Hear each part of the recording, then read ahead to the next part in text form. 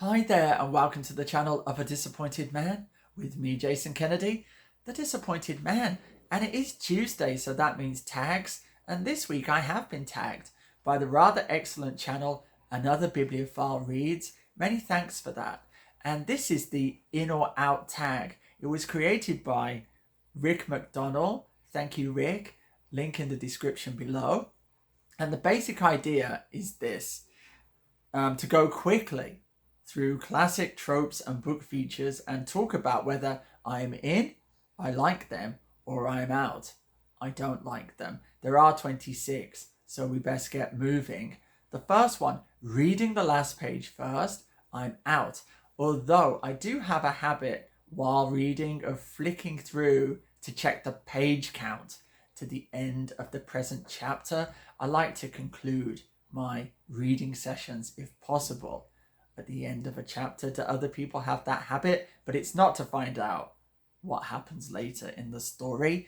2, enemies to lovers, I'm out. Sounds like the kind of thing you find in soap operas. So there we have it. 3, dream sequences, I'm in, all the way in. How many great works of literature depend upon dream sequences? The Vision of Piers Plowman, The Pilgrim's Progress, and in a future video, I'm going to read for your delight the dream-fugue that concludes Thomas de Quincey's masterpiece, The English Mail Coach. I love dreams. 4, love triangles, again, I'm in. They're a staple of romance. Rivals for the same woman's hand. That is marvelous, isn't it? One of them, you know, is villainous, and the other, you know, is our noble hero. Which one will come out on top? The occasional duel as well can liven things up. It's a Sheridan play, for example. So yes, love triangles, very good. 5, cracked spines. This refers to books, not to writers, for example. Or I choose Denton Welch and say I'm in.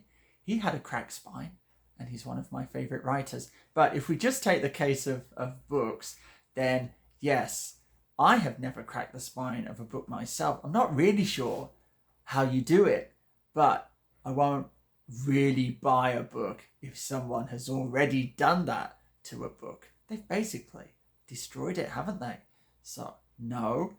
Back to my small town, number 6. So I was thinking about this, and the only example I could come up with was Fifth Business, review number 11 on my channel, a great novel by Robertson Davies. And it all focuses in the opening section on his life in a small Canadian town. And there is a point at the climax where the 3 principal characters converge for one night only back in that small town, and some extremely dramatic events take place. So it can work. So I'll have to say I'm in.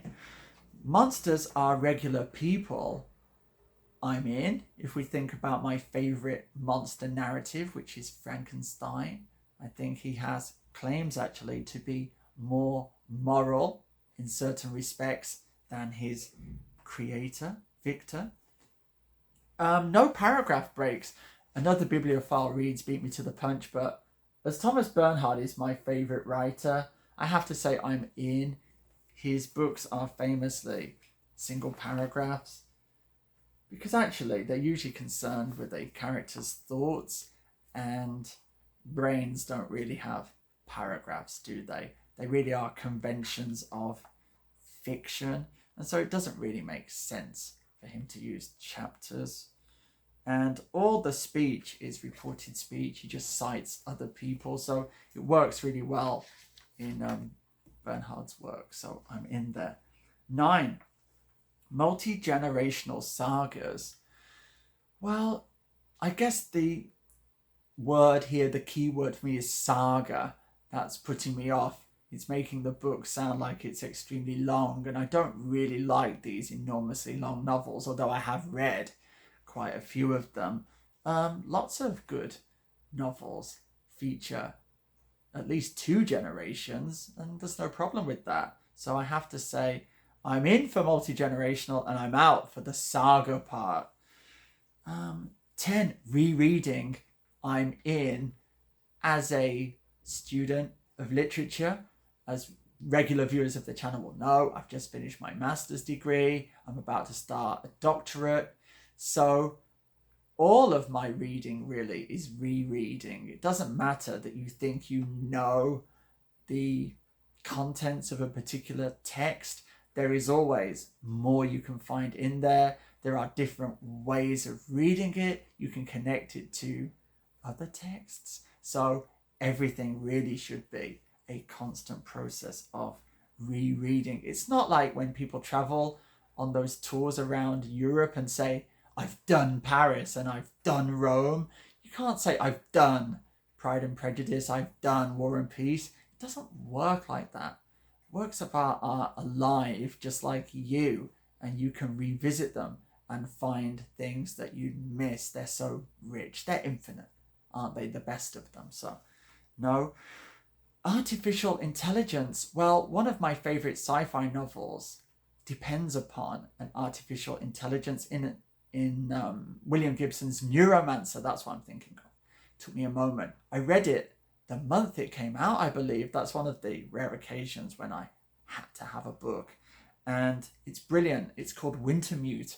And it really plots the novel because it's always 1 or 2 steps ahead of what the characters are doing, and it brings them together for its climax. So yes, that can really work. Drop caps, I had to look at what they are, and then when I saw them I was like, oh my god, of course I'm in. If it's good enough for the Lindisfarne Gospels and the Book of Kells, then you have to say yes. I don't really have many books that use drop caps. Can I find one here? Let me see. Peter Ackroyd's Blake. Yes, it does. It does. Here on the first page, it's just got the eye there. Yeah, I thought that might have them. Usually hardbacks, isn't it? So I don't mind. But like I say, in illuminated manuscripts, wow. Yes. 13 happy endings, of course.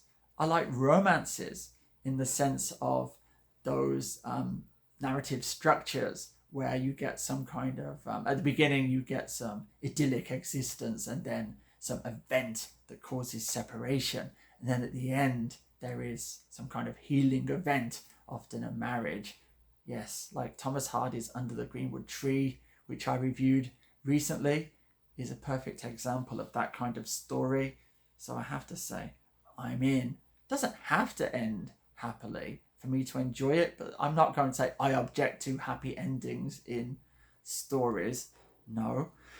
Plot points that only converge at the end.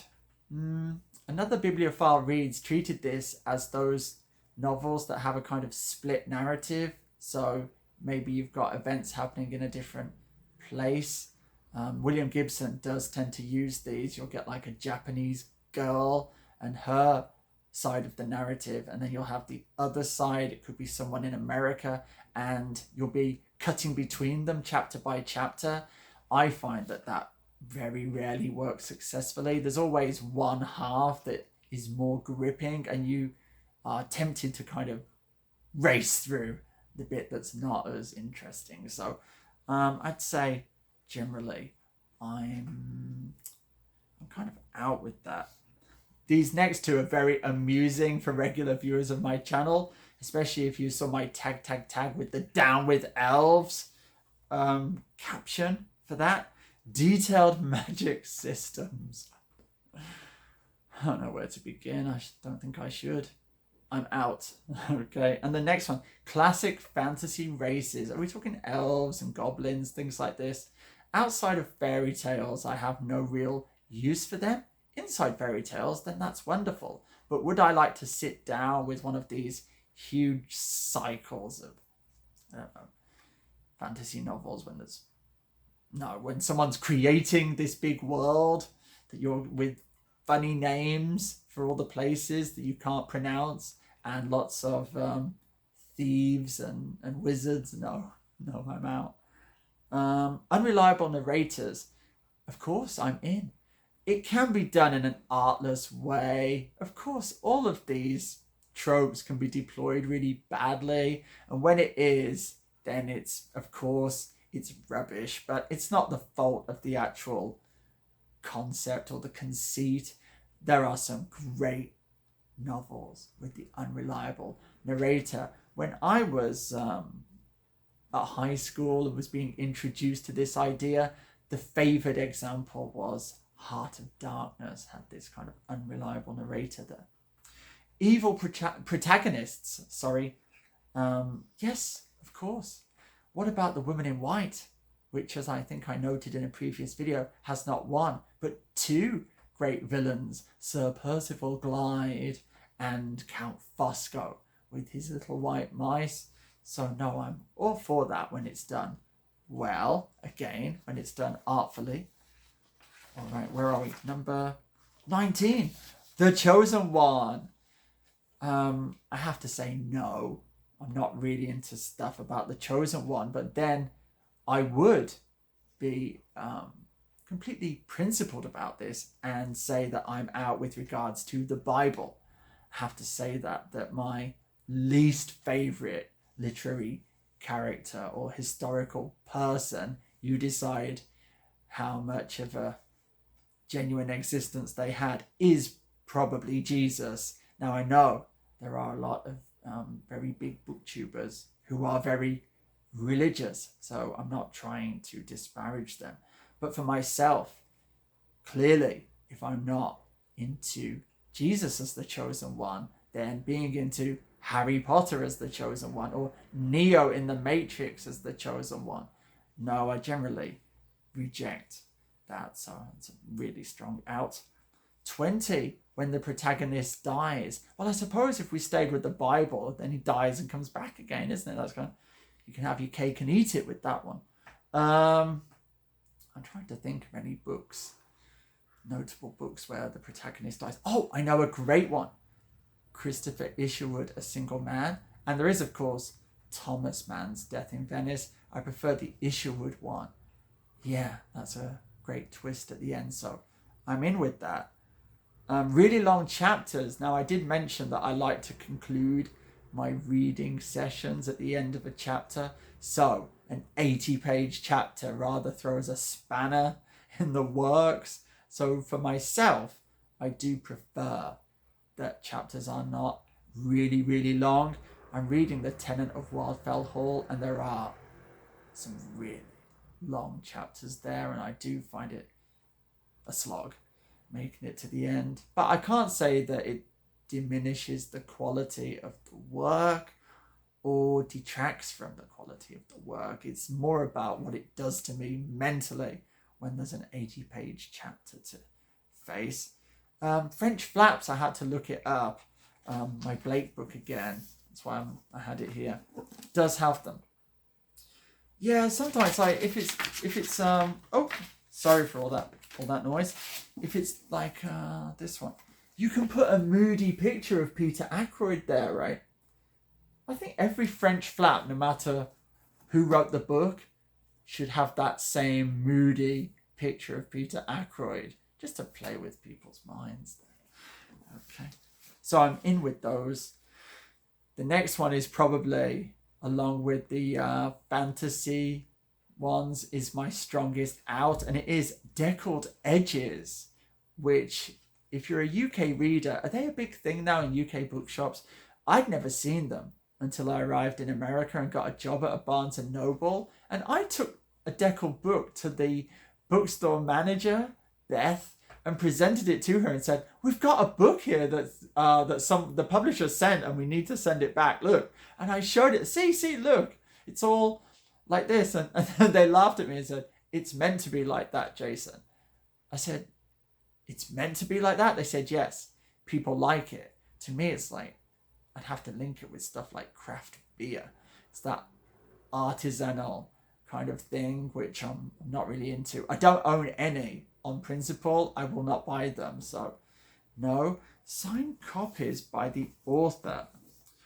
I would say, no, I don't have any signed copies by the author. I'd say I'm out. If I go back to my own story in this new writing anthology, I'm far more proud of the fact that my name is right next to Doris Lessing, who won the Nobel Prize later that year, than any signed book that would not really mean anything to me. Dog-earing pages. I'm out. I never do this. I do buy a lot of used books, and so I'm always trying to repair the dog earring. But as anyone will know, if it's been like that for many, many years, then you get this sort of horrible line there. Why do people do it? I don't know. Can you really not find a bookmark? You could just use some money, like some people do, paper money. But that's unforgivable, so I'm out.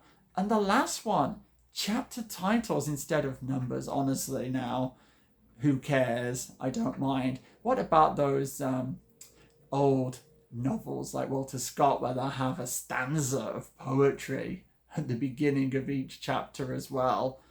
Yeah, I like all of that stuff. You can really adorn the beginning of a chapter however you wish. There is the curious incident of the dog in the nighttime, where the chapters are not numbered 1, 2, 3. They're numbered in a particular way. So you think, hold on, chapter 1 going to chapter 9, but it's to do with the narrator themselves, who's autistic. That was a really clever way to play with chapter numbering. So, were you counting? There's 26. I guess it's an A to Z. That was the logic behind this.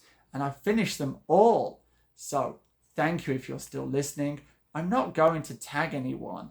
Anyone who wants to grab this tag can grab it and run with it. And I will just say my farewells now. So, until the next time, be safe, be strong, nanu nanu.